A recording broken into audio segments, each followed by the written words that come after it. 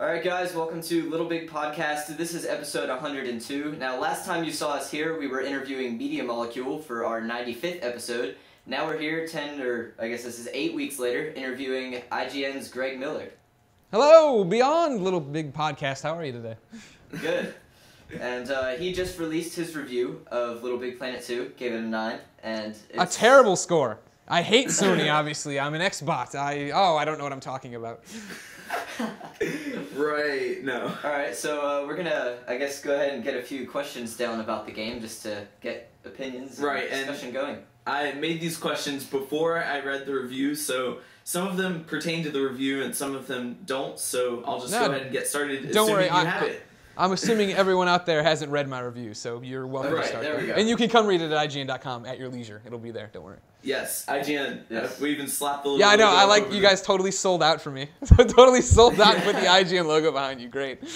I know. It was the condition of me showing up that I demanded this happen. Yes, and he ordered that we have the room at a certain temperature and everything, so everything's set. There's a lot that had to happen. Alright, so on to the first question. You've played Little Big Planet 1. What were your initial thoughts on that game? Little Big Planet 1 was an interesting one, right? Because I didn't review it when it came out here at IGN and stuff, so I was deep in the woods kind of on my own things I had to do because it was holiday release season 2008. There was a ton of stuff coming out.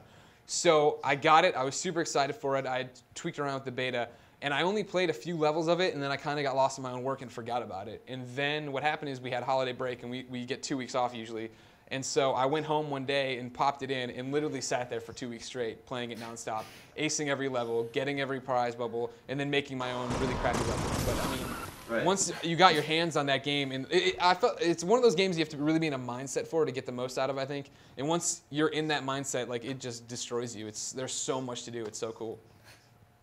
Yeah, I know when I first picked up the game, the servers were down for the first couple of weeks, so I didn't realize what was out there, and then once the servers were up, you just got bombarded with all these crazy levels, and it just blew you away. Yeah, totally. Like I remember, it's one of those things where I knew I was going to be, I knew I wouldn't have the creativity or the talent to make really awesome levels. So I sat down that first night with that game, and I'm like, what I'm going to do is make a Ghostbusters level, because there was no Ghostbusters levels yet up on the server at all. Nobody had actually started doing stuff like that. So I'm like, I'm going to do this, and it's going to be great. And I made this intricate Stay Puft Marshmallow Man, and I had him way down there, and I had it all mapped out on a piece of paper. I was going to have the Ecto-1 screaming down that you would drop, and I got 25% into that level, realized I was way over my head. I couldn't make the car drive anymore. Even with the motor bolt on there, the wheels wouldn't turn anymore. I had somehow changed. It was terrible. I was so depressed. Yeah, it was kind of crazy getting into the game without really knowing what you were doing 100%, because first weeks there was stuff out there, it was pretty good, and then now that people have a handle on it, they can make anything.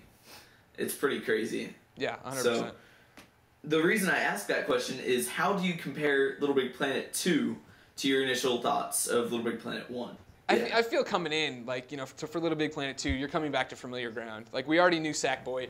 We already knew the general vibe of how that game was going to go. So to get in and get to fourth creation again, I think off the bat, immediately, I was more in that mindset of when I sat down on my holiday break and played it nonstop. I got that game and knew that I was going to dedicate, hours upon hours now to creating stuff, and on top of that to trying to ace everything again. So I was totally, when I got it, in the mindset of, I'm Greg Miller, I love Little Big Planet, and I want to sit there and play it and tear it apart. Right. Alright, and now from a story mode comparison, how does Little Big Planet 2's story compare to Little Big Planet 1 on a fun, cheery kind of standpoint? Well, it has one. That's the big story part for Little Big Planet 2, is that it has one, instead of Little Big Planet's kind of, there's this guy stealing everything, and you have to go stop him. Yeah. And he's got this really annoying giant spinning circle you'll have to go through and not die if you want the ace trophy. It was so annoying. But yeah, I hated that one. And how bad was that, right? Oh, I that was one of the few times in recent memory, for sure, the current generation, where I distinctly remember 2 in the morning, sitting in my living room. I had my now ex-girlfriend in the bedroom, and she was sleeping, and I was just doing that phantom scream, slamming the controller down on the couch. Oh yeah. Because you couldn't, you get electrified. You couldn't do this or that. It was so annoying. I'm getting off. The worst part is we didn't realize that playing 2-player would make it harder to ace the level. So we were sitting there, both of us, sitting there, we're like, this is impossible, I give up. And then finally, he took it by himself. I'm pretty sure that was the last level we had to ace before we got the trophy. I think it might have been for me too. And that's funny because now that skews me when I first got Little Big Planet 2 and I was sitting there playing at my desk at work. People all the time would come over and be like, "Oh, can I play?" And I'm like, "Sure, no problem." Like, I guess I'm not acing this level. You know, I had like salespeople coming over who couldn't make jumps at all. I was like, here we go. But no, as far as the cheery and cuteness level. This one definitely gives you a story. You know, you're fighting. There's this Negativitron coming through the craft world, and it's sucking up all these planets. So you get to that. You have a reason for why you're going to these different places. You know, you're going one place because you need sack bots to fill out your army. You're going to another because you have to save this guy who's lost his mind. Like, it makes sense, and it's got that storybook vibe to it. But maybe it's. I don't know if it's because maybe I'm better, and like so most people who played the first game would be better now at Little Big Planet. It went really quickly for me. Like I steamrolled through it in a Saturday pretty much. Like I did the tutorial level the night, like the first world the night before pretty much, and then sat down on a Saturday and just like whoosh, just gone, done with it. And then I was creating my level by the end of the night. And at first that was a little disappointing, right? Because I was wanting a meaty story that would keep going, especially because those levels are so good. Media Molecule has given, like I talk about in my review, like the stuff they've done in their levels totally inspires me to branch out and try new things. You know what I mean? As far as not just doing another platforming level. So like I totally wanted to see what they had up their sleeves, what would be coming next. But you get through it pretty quick. And then the plus side is, you get to go back and look for prize bubbles, do the multiplayer stuff, try to ace everything. And then the pin system they have in there now. There are so many pins to try to get. There are so many little carrots on the end of all these sticks that you're constantly chasing. So it's actually really nice. I'm definitely much of a collector, I guess. I love trying to make sure I have everything, I guess a perfectionist, just trying to get every last single achievement. And I'm like, Austin, can we play this level? No, I have to get this pin for doing whatever. And I'm like, okay, fine, we'll get your pin and then we can go play the level, right? No, there's another one that I almost have unlocked, and then that takes you into a lot of different stuff. So pin system is awesome. I like it. Yeah, it's another one of those great. I mean, this is what the argument always is for trophies or achievements or pins or anything, right? Is it gets you to branch out and do things you never would before. If there were no trophies, if there were no pins, why would I want to sit there and try the same level over and over and over again? Try to beat it without dying. It's like there's a reason and there's an achievement, and that's one of the things that's really really slick with how Media Molecule did Little Big Planet 2's community. Is that you earn all these pins, and if you want to, on your profile, it just pops up with the most recent pins you've earned. But if you really want to, and you're proud of something, you can jump in and choose it and say, no, this one, I aced every level. I want that to be shown every time somebody looks at my profile, which is huge. I've done that on the beta, and the one pin I have up there right now is the secret pin for having a prize crown. Nice. And that one I take the most pride in, because people already get jealous when they're in there playing with us, and then just to have the secret pin up on your profile is pretty. Right. Now, another thing I was wondering about is how Little Big Planet 1 kind of introduced us to making your own level in the story. Like, they would kind of show a little bit of the mechanics, but not quite enough to let you know everything that's going on. Did the second game kind of do the same thing with showing you a little bit about the mechanics? It was more, I think, lead by example, right? Like, I think definitely for the new items and stuff, sack bots, the first time they show up, you get, they're running away from you, and then you go through a switch pretty much, and then they follow you, and then another level later on, they're kind of screwed up, so they're just following a very certain thing. You have to go throw a switch. Same with like Grabinator, Creatinator.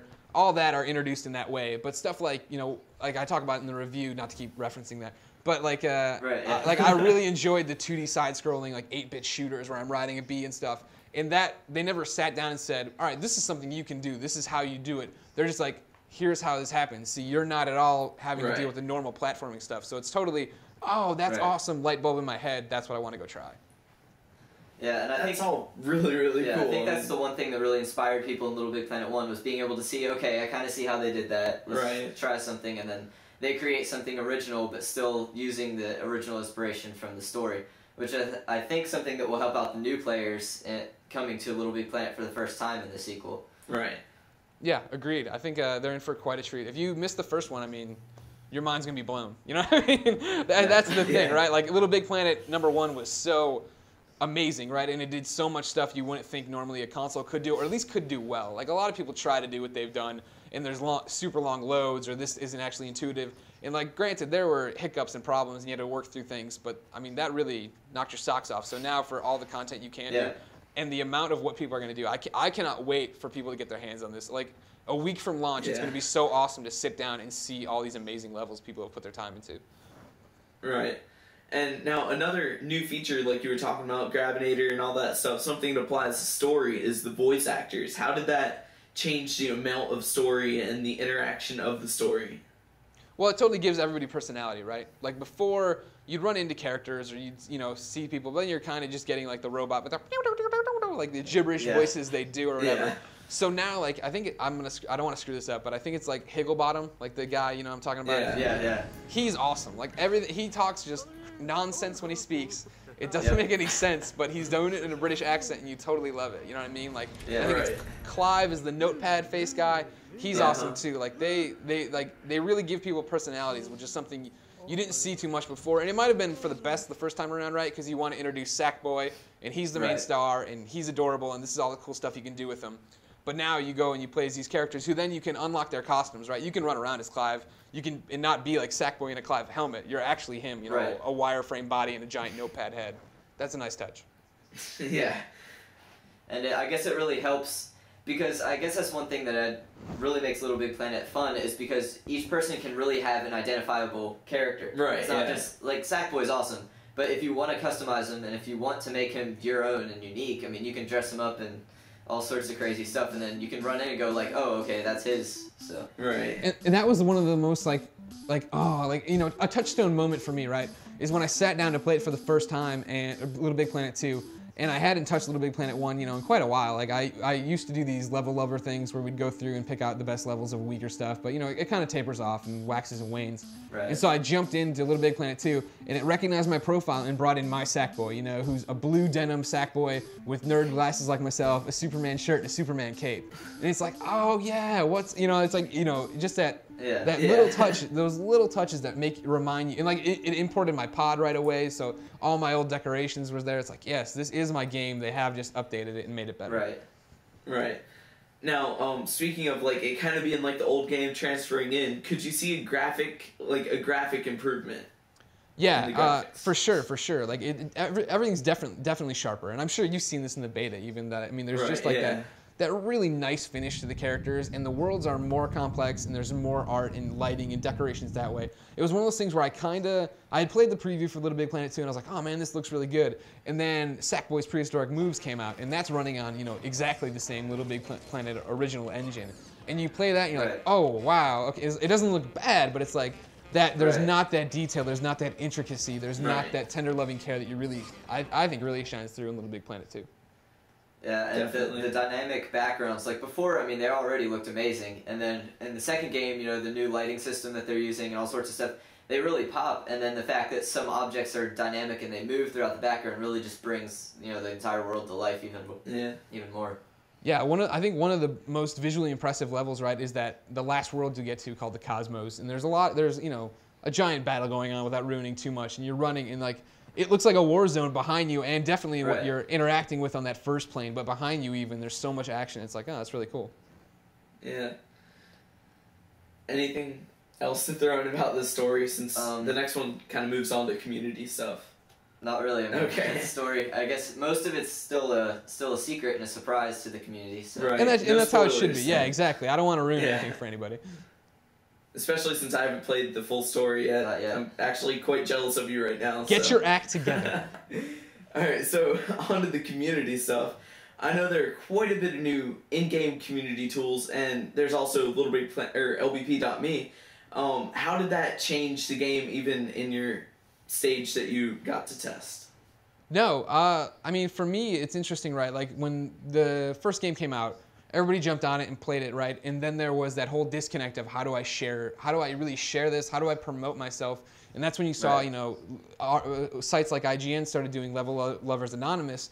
But even then, it was very, hey, send me the author name and the title of the level, and then I'll go check it out. And then you saw the Heart for Heart boards, which got ridiculous, and the people are putting that in there. Yeah. It's annoying, right? Like I'm like, if your level's good, I'm gonna heart it. You know what I mean? But it definitely this time around, like LB LittleBigP.me is an awesome feature. Like that's a great idea to be able to say, hey, I made this new level, and then just drop a little tiny link out to people. You know what I mean? Like I'm using it on my Twitter to get people to go there and put my stuff in queue so they'll play it and actually see what I'm doing. The queue is a great idea, right? I mean, instead of it having to be so complicated to find the levels, now it'll just be, hey, here's a link to a cool level. There, and you click, you click on it. Oh, that sounds cool, in the queue. And then when you sign on, first off, it's instantaneous. Like I was running it in my living room where I'd be working on my level, and then I'd go do something on LittleBigP.me, and I'd unlock a pin, and it would just pop. It would like do I'd do whatever I needed to on the computer, and then it would pop on the screen. I was like, this is great. You know what I mean? And so to be able to share that way, the way that when you click over to community for the first time, or I should say anytime you go into community, the Media Molecule picks come up, people you're hearting, their content comes up, what's happening with you comes up. If you don't want some of that stuff, you can pop into the options, turn it off, so you only see what people you like are doing, what your friends are doing. They've done a better job at actually making it feel like a community, right? You figure when the game originally came out, a community sprung up overnight to support it, and people like yourselves who just loved it and wanted to be a part of it. But then it was, very much guerrilla. I mean, people had sites over here, and there was a message board here, and you wanted to do that. Now they're trying to bring all that in and really rein it in, which is really, really impressive. Yeah, the first time I tried the queue in the beta when they added that support in a few months after it had started, I went onto my computer, I was like, okay, I'm going to try this. And I clicked queue, and then I booted the game up. I'm like, no way, it actually worked. Like, you know it's going to work, but just to see it work, it's like, whoa, this is cool. And then the QR code thing, I don't know if that's up and running right now, but LittleBigP.me with the QR codes, that was awesome. Yeah, just to be able to have like a little code and then just hold it up to the PlayStation 9 the and barcode it just scans right? the level in. Yeah, I haven't had the chance to fool with that, but that's really impressive. It's like we just held it up. It's crazy how quickly it works too. You just hold it up, the PSI gets a recognition real quick, and then it just pulls the level right up. And I was like, that's a neat use of like, I guess just more connectivity. I'm totally excited for the first time I run in at a convention. I run into somebody who's a super awesome creator, and they hand me a business card, and it's just their name and their little icon, to go to their profile. Like, this is awesome. Yeah, that's gonna be pretty cool. Just I know like E3 and all that stuff. They've had creators out there, and then just have them with the business card, be like, check out my level, hand out QR codes and stuff to everybody. That's gonna be awesome.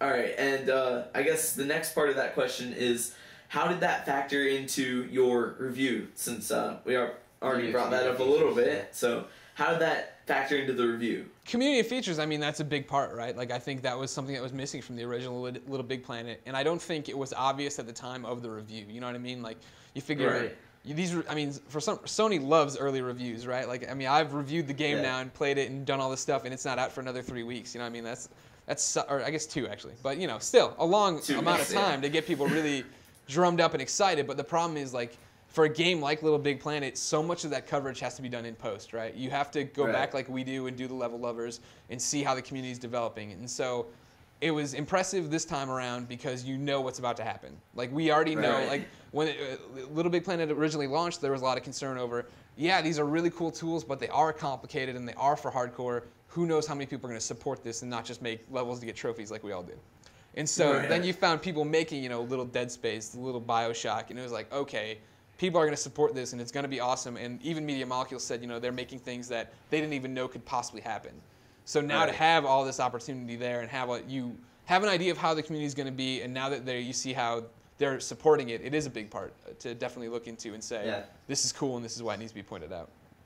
Yeah. So I guess we're like pretty much just engulfed by the Little Big Planet community. We don't really do a lot of contact with outside people who aren't engaged with LBP. You, on the other hand, have seen people who aren't yet involved with Little Big Planet. What kind of response have you seen from people who aren't yet owners of Little Big Planet? Ooh, man, I mean, it ranges all the time, right? Like, it's as easy as people being like, I can't believe they created that level, or the controls are too floaty, I hate this. And it's like, dude, come on. Like, the floaty controls is such a cop-out excuse, you know what I mean? It drives me crazy. It's like playing Killzone 3 and saying, oh, well, this doesn't control like Modern Warfare. It's dumb. No, it's another game. If every game controlled the exact same, there'd be no point in making different games. You know what I mean? Like, Little Big Planet has an idea of what it is. It wants to be this, and this is how it controls. It's not broken. That's what kills me when people say, oh, the broken controls. Oh, Little Big Planet's broken controls. Like, you idiot. No, part of the I think that's awesome that you jump and you launch off things, and then you have those moments where you have to correct it in there and land perfectly. You know what I mean? Like it's not Mario. No, it's not a straight jump, and it's not something you have to like think really hard at of how to do. It's very, hey, I want to do this and I want to do that. And in Little Big Planet 2, they play with it. One of the levels, I have 3 levels right now that I still need to ace in this game, and one of them they totally toy around with it. Like you have to jump. And like there's bombs being spit at you, and so in the beginning you're just jumping straight up to get them, but then they start throwing them over hazards and stuff. So you're jumping and kind of coming out over the hazard to get it and come back down. Like, right, yeah, that's cool. They know what they're doing. This isn't broken. Stop saying it's broken. So, like it's interesting. There's a lot of converts. There's a lot of people who think, basically, whenever I talk to somebody about Little Big Planet, it seems it goes in one of 2 camps. They love it. They totally get it. They think it's awesome, or they totally missed the boat on it. I played it and I don't like it, and I don't understand why. Right. And I can understand that. Like I said, the first time I played it, I put it down and never got that bug. Or I luckily got that bug to bite me and say you need to play it again and get really into it. And there's plenty of people who don't, which is sad, but it's their loss. And not every game's for everybody. Right. So that's the. That's true. I was getting ready to say that. There's not a game for everybody. And then a lot of people, it's their pride saying, "Oh, I'm good at every single game." Then they get into the game where the controls are a little bit different, and they're like, "Yeah, I don't like this just because they're not good at it." Like you're saying with the broken controls. It's a baby skin. Hey, shut up, dude. Come on. Yeah, you can play it with your kids, or you can stay up till 2 in the morning like we do and try to find. Maybe there's a prize bubble tucked behind that wall. And if I blow this up and jump just right, maybe I can get it. You know what I mean? Like, that's awesome. Yeah. And I guess the cooperative challenge of it is just so much fun. Being able to have 4 players, offline or online, is just. I think it's really fun because it's a game where it can be serious, but it's not too serious. You can always slap your friends into the fire or all that. So I do that a lot. It's a really good game to get people into, and newcomers who maybe don't own a game console or don't do a lot of gaming. I mean, it's a game that they can easily pick up and play, and it's just fun. Right. Yeah, it's funny. We get I say we. I mean, people at IGN or myself or just me and my friends. We are that hardcore gamer who games all the time and would rather play than watch TV. And you kind of, you lose sight of the forest when you're in the trees. And I was talking to a buddy last night, and he was like, "Oh yeah, blah blah blah." And I'm like, "What'd you get your kid for Christmas or whatever?" And they were like, "Oh, we got him a Sackboy doll." I'm like, "A sack?" And like, he's like 4th grader. I'm like, "A Sackboy doll? Really?" He's like, "Oh, dude, you have no idea how huge that game is. Like, we have it, and he comes home and just sits there and just makes levels, just sits around and like." It's interesting to think of like that as like, and I know it's probably something they used to sell the game originally, but like virtual building blocks, right? Like we'd all go home and have Legos and just screw with them and then toss it away. It's really crazy to think of like how it's etched out that part of the market where it's just like a family game where kids can fool around and die a million times, but they have the infinity restarts or whatever. Right. Yeah.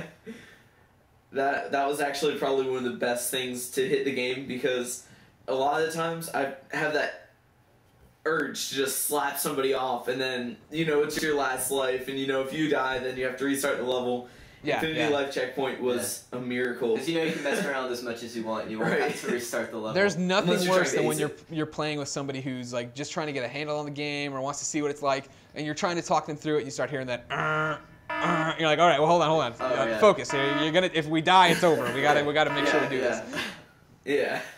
That was probably one of the biggest things that got me frustrated when I first started playing because I didn't understand the whole you only have a certain amount of lives thing at first. And I'm like, okay, so why is it making me restart the level now? And then I was like, oh, okay, I got it. It took me a second to kind of calculate it all in and be like, I need to be a little bit more serious during this part of the level. It isn't all just crazy little sack muppets. All right, okay, I got it.